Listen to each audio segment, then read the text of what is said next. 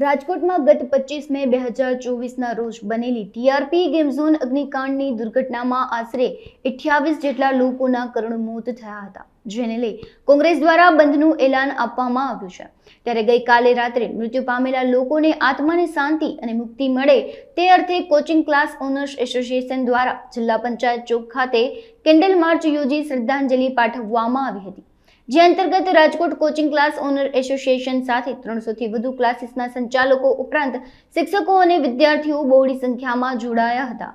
Coaching class owners association રાજકોટનો હું president છું અને ગુજરાતનો ઝોનલ પ્રેસિડેન્ટ છું।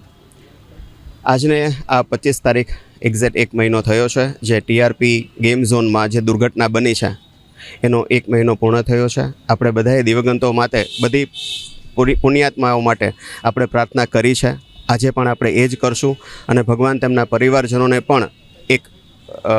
શક્તિ આપે કે એ લોકો આ દુઃખ સહન કરી શકે। આજની અમે આ મૌન રેલી એટલા માટે કાઢી છે કે અમે લોકો અત્યાર સુધી જે શ્રદ્ધાંજલિ આપી છે, અમે લોકો દિલથી પ્રાર્થના ફરીથી કરીએ કે ભગવાન તેમના આત્માને શાંતિ આપે। અત્યારે અમે લોકો કોચિંગ ક્લાસ ઓનર્સ એસોસિએશન રાજકોટના લગભગ 300 જેટલા મેમ્બર્સ અને એમની સાથે જોડાયેલા જે વિદ્યાર્થીઓ છે તથા એમના જે પેરેન્ટ્સ છે, વાલી છે, એ બધા અહીંયા અમે જોડાયા છીએ અને ખૂબ એક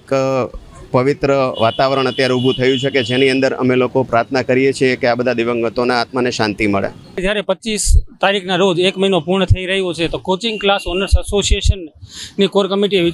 પહેલાંથી જ વિચાર્યું હતું કે 1 મહિના પૂર્ણ થશે ત્યારે આપણે દિવંગત આત્માઓને શાંતિ મળે અને આ જે કાંડ બન્યું છે એવું ભવિષ્યમાં ન બને એના માટે એક ભગવાનને હૃદયથી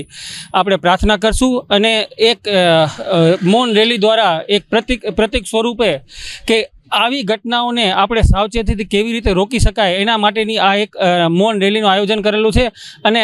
આ જે ઘટના છે એમાં આપણે જોયું કે આખા ગુજરાતની આંખોમાં પાણી આવી ગયું એવી એક ઘટના બની છે। આજે દરેક પ્રેસવાળો, દરેક એન્કર હોય કે દરેક કોઈ પણ એક સામાન્ય વ્યક્તિ હોય, આવી ઘટના જોઈને